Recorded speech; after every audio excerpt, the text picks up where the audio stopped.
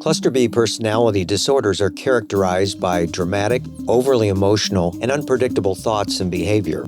From Ars Longa Media, this is Cluster B, scientifically informed, expert insights into the 4 Cluster B personality types: antisocial, borderline, narcissistic, and histrionic personality disorder. Here's today's host, Dr. Todd Grande. Hello, this is Dr. Grande. Today's question asks if I can take a look at a case study involving borderline personality disorder that has an excitement-seeking component to it. So I'm going to refer to borderline personality disorder as BPD. Now, on occasion with BPD, we see that someone has a chronic feeling of emptiness. And sometimes when people have this, they try to satisfy that emptiness by thrill-seeking. And this often takes the form of short-term romantic relationships. So that's what I'm really looking at here in this particular case study. Now, a case study typically refers to a situation where a clinician documents their experiences in treating a client. They do this with the client's consent. Sometimes these are published in journals, which is where I found this particular case study. Now, the client in this case report is a single woman in her mid-30s. I will refer to her as Amber. Amber presented with a number of symptoms, so many, in fact, that the clinician who was treating her, the one who put together this case report, was alarmed. She presented with anxiety, depression, emotional dysregulation, trouble thinking clearly, relationship problems, and she indicated that she was unable to work. Amber described a traumatic experience when she was young and told the therapist she was extremely disturbed. Now, the clinician believed that Amber was trying to test his clinical skills. He suggested that Amber was trying to see if he would try to contain the panic. He believed her behavior was a desperate recreation of her past attempts to get people to help her. So essentially, she was trying to overwhelm the clinician and get him to understand how serious her problems were. So this is an interesting take on this situation, to see this instead of just really understanding the problems and trying to understand what caused them, to see this kind of extra dimension, to believe that essentially Amber was trying to manipulate him a bit. I think this was a bit of a gamble, but as we see later in the case study, it turns out he may have been correct. The clinician approached the case of Amber psychodynamically. So he was trained in psychodynamic therapy. That therapy involves a lot of different elements, including drive theory and object relations. So there's a lot of meaningful components in childhood, at least in psychodynamic thought. So what happens to a person early is very important, and it's especially important for the development of personality. Now, it sounds as though this clinician had the option of continuing with the psychodynamic counseling or referring Amber to psychiatrists. It appears that he understood the psychiatrist would be providing a higher level of care. So they would treat clients with more severe presentations. This isn't a particularly unusual way of thinking about a clinical presentation. If a counselor is dealing with somebody who comes in for treatment and that presentation is severe and they can't quite figure out what's going on, sometimes they will refer to a psychiatrist, hoping that medications that would be prescribed would help stabilize that client and make them more receptive to therapy, make the therapy have a better chance of working. So that's really his dilemma as this case starts off. He's not really sure if he should refer Amber to help her get stabilized or if he should just continue treatment using psychodynamic counseling. Now, the clinician chose an interesting strategy at this point, essentially deferring his decision about the course of treatment. He told Amber that she had conveyed a great deal of information about herself to him, and that both of them should take some time to reflect on what was discussed. During the next meeting, they would decide how to proceed with treatment. The clinician seemed to be wary about overreacting. He believed Amber was trying to make him panic, so he resisted expressing too much concern. Even still, he was open to the idea of a referral. He just wanted more time to decide what to do. During the next session, we see that Amber described a number of serious concerns again. She expanded on her history of trauma. She expressed concern that she would not be able to look after her children, and she emphatically requested the clinician's help. The clinician empathized with her and indicated that he could tell that she was experiencing despair, confusion, and panic. He told her that he believed she was looking for somebody to take care of her, and even though she felt this way, it might represent a dysfunctional pattern in her life.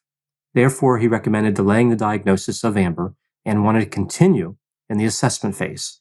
So essentially, just like the first session, he was trying to slow things down and figure out what was going on. He also seemed suspect of Amber's motives or perhaps her unconscious patterns. But either way, again, we see he believes there might be some type of manipulation going on. Now, Amber seemed to receive this information well, but then continued talking about the severity of her distressing feelings. The clinician stood fast, and eventually Amber agreed to continue with assessment. So we see this clinician trying to stay calm and trying to promote the same feeling in Amber. Now, the assessment process ended up taking 2 months. It's described in the case report as being unusually long. Now, in my experience, insurance companies usually want a diagnosis within 5 sessions, but you can only provide a diagnosis when you have enough information to do so. So I like the fact that this clinician was willing to delay drawing conclusions, although, as I'll talk about later, I'm not sure he really needed to. Now, during this long assessment process, Amber appeared to meet all 9 of the symptom criteria that we see with borderline personality disorder. And of course, only 5 of the 9 are required for a diagnosis. Now, with this diagnosis of BPD in place, the clinician looked at the research literature to see what the probability was the client would have a good treatment response to psychodynamic counseling. He was satisfied with her chances of making a meaningful recovery, so he offered her an initial treatment course of 2 sessions a week for a period of 3 months. I think this was a smart move by the clinician. If a therapist doesn't have a lot of experience with borderline personality disorder, or even if they do, consulting the research literature is a good idea. The research always helps a clinician build a better treatment plan and to really think through the different options available for the different types of psychopathology that they're working with. Now, in the early sessions, Amber talked about how other clinicians who had treated her prior to this clinician had given her quite a bit of direct advice. The counselors offered their own opinions about what she should do. He started to believe that maybe the other clinicians had moved outside their optimal counseling strategies, tempted by Amber's repeated pleas for help. She was constantly in crisis mode, desperate for them to intervene directly, and eventually she convinced them to do that. Interestingly, Amber was also critical of prior clinicians who did not give her direct advice, labeling them as unresponsive. So we start to see a theme emerging here. Now, I find this part interesting. I wouldn't have been so quick to assume the other clinicians approached any type of boundary violation or otherwise performed poorly. It's not unusual for clients with cluster B personality pathology to suggest that prior clinicians were ineffective or inappropriate. In a way, it kind of builds a sense of urgency from their current clinician. Like, I've never been treated by the right clinicians. None of them understood my problems or know what they're doing. You have to be the one that pays attention to me and helps me through this. So it really sets up the clinician to be a hero. So this tactic can really be manipulative. Amber became increasingly angry with the clinician because he attempted to explore her feelings of desperation, as opposed to acting impulsively on her feelings and trying to help her through with a more direct route. So again, we see the clinician try to stay calm and deliberate in his actions. He didn't want to rush into any particular type of intervention. Now, at this point, we see that Amber became romantically involved with a man the clinician referred to as most unsuitable and dangerous. The clinician believed that Amber did this to get a response from him, from the clinician, a response he was unwilling to give her during her other desperate acts in session. Amber was upset with the clinician for suggesting that her involvement with this new romantic partner was related to her being angry with the clinician. The clinician recognized that Amber's romantic behavior was probably related to a fear of abandonment and the excitement of having a new relationship, which is why I'm surprised he thought that this behavior had anything to do with anger for him. It may have had something to do with that, but that's not the first place I would have gone in terms of how to conceptualize this particular behavior. It's not unusual for individuals with BPD to have a lot of short-term, exciting type relationships. So I think it's kind of a bit of a leap to say it must have been because the client was angry with the clinician when you have that alternate explanation that I think suffices fairly well. Either way, though, I appreciate the theory. His theory was that Amber was having a negative reaction toward him, a fear of the clinician abandoning her. She was disappointed with the clinician and, of course, angry with him.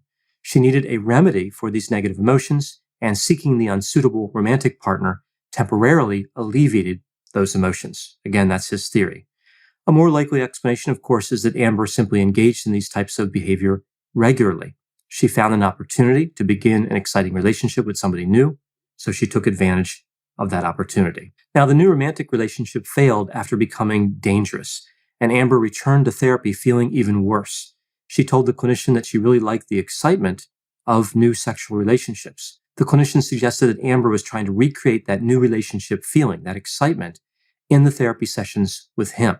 Amber admitted that she was discussing these topics in part because she was hoping for some sort of response from the clinician. So he took a gamble by putting that out there, and it appears he was correct.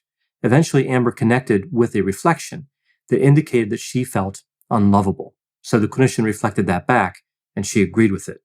This was considered to be a breakthrough moment. Amber also acknowledged that she found therapy to be boring, empty, and dull, which I think is an interesting thing to say about therapy, right?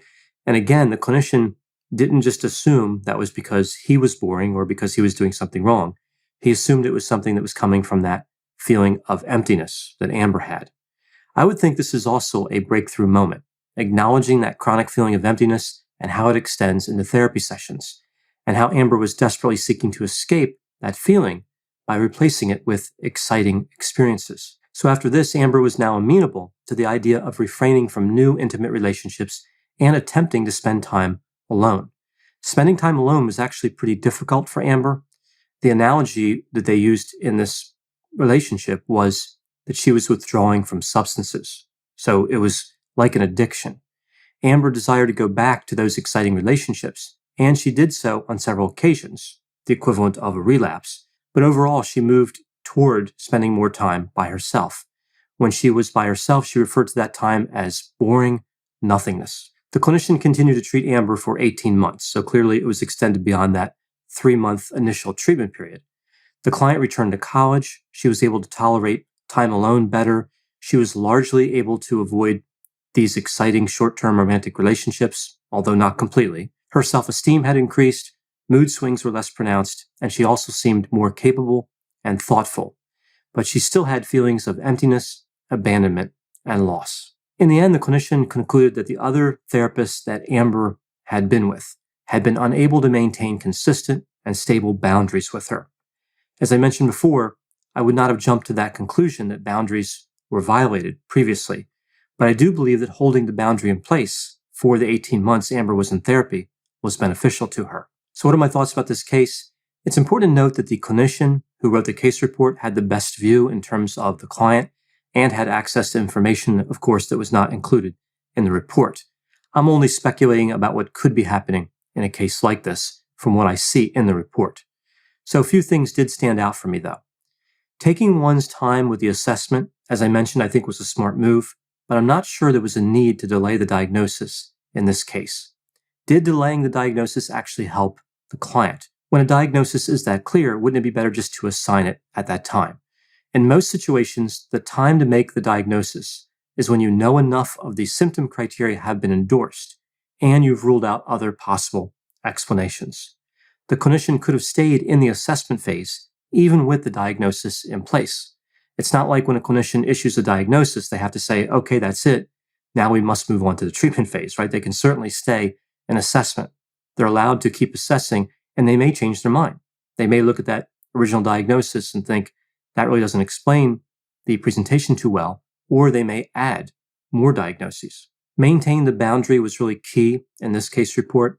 When we talk about boundaries and counseling, we usually think of a situation where the clinician gets too close to a client. Although, of course, often those are considered the most serious violations, those aren't the only type of boundary violation. It can also be a boundary violation when a therapist moves too far away. They become too distant. And that's what happens on occasion when counselors treat cluster B personality pathology. They move away from the client. They become frustrated with the client's behavior. In a sense, they may lose hope for the client. They start to dread the client showing up for a session. All those things are boundary violations too. So it's not just moving too close, it's also moving too far away.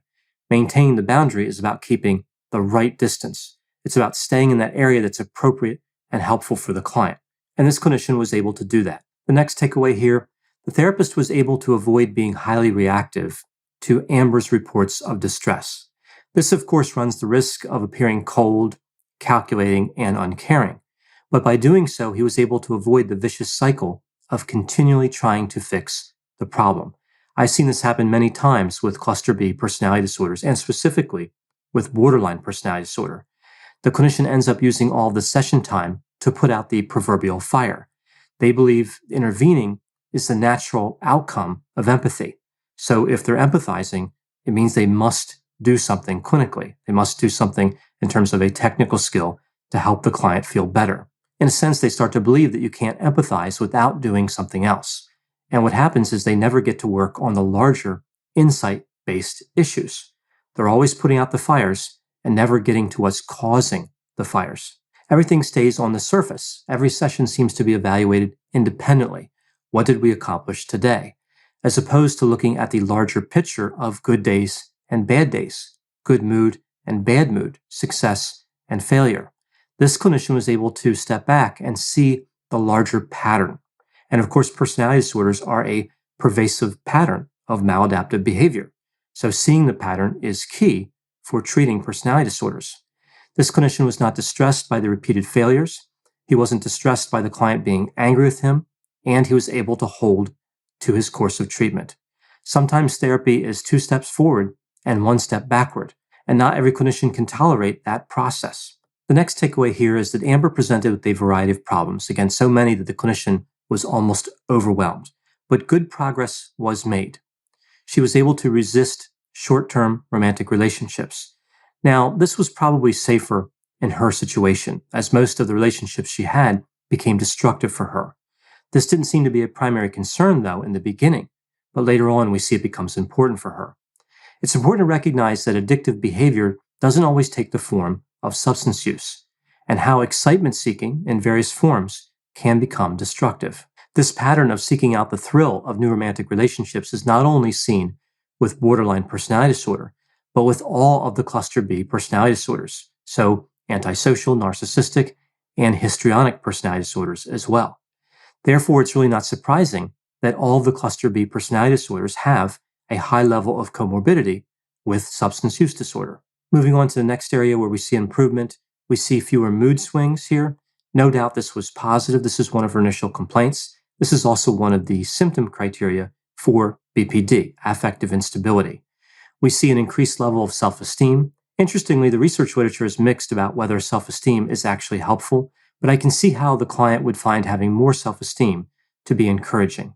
Now, even with all these improvements, we see that Amber still has the fear of abandonment and the feeling of emptiness, right? So those symptoms remain. So the question here really is, Amber may have improved, but did she improve enough to discontinue therapy? The client made the decision to discontinue therapy here, again, after 18 months. My hope would be that that decision was made collaboratively, so the therapist and Amber making it together. But it's not clear from the case report if that's what happened in this situation. Amber could have been ready to discontinue treatment, so it may have been appropriate to do so, but she also could have been feeling like she should discontinue treatment. So not really knowing, but feeling that because of some of the personality disorder symptoms. With BPD, I typically recommend that someone stays connected to outpatient therapy over the long run. Maybe not twice weekly, like we saw here, but perhaps once every 2 weeks, once a month. I'm not sure it's a great idea to go from twice weekly to no therapy. That seems a bit of a jump, right? That's kind of an abrupt shift in what the client would be expecting on a weekly basis. So twice a week for 18 months to not seeing the clinician at all. So that's an adjustment I think that probably should have been made. But again, Amber might have said, I'm done, I don't want to continue, and therefore that would be it. So this is an interesting case study. We see here how BPD can have this excitement-seeking component that can take the form of these short-term physical relationships. And those relationships can become addicting. They can be something that masks the pain, makes the client feel better, but in the end, they're still destructive. For more content like this, check out Healthy Toxic, another podcast from Ars Longa Media, all about what makes or breaks relationships, including issues related to narcissism, narcissistic abuse, and how personality disorders affect relationships. Ars Longa, Vita Brevis. Learn more at arslonga.media.